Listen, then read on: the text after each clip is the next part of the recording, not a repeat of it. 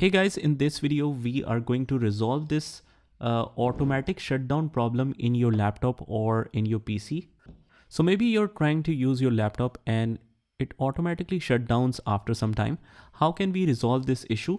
I'll show you a couple of solutions what you can do, and maybe one of them might work for you. So let's get started.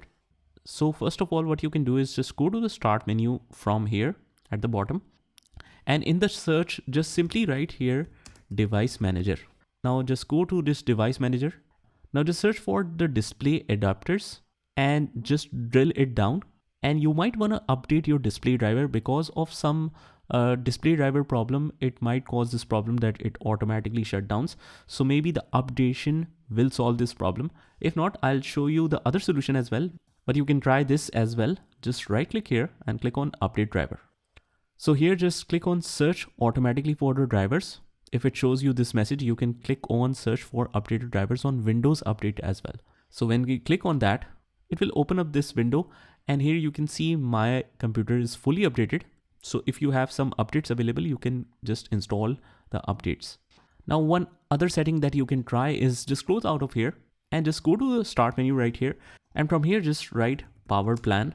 Now just click on edit power plan. Make sure you don't click on choose a power plan. You should click on edit power plan. And from here, you will see this options, but you might see 4 options. Because I'm using virtual machine for it, I'm seeing only 2 options. So for the turn off display, you can set it to never. For put a computer to sleep, you will set it to never.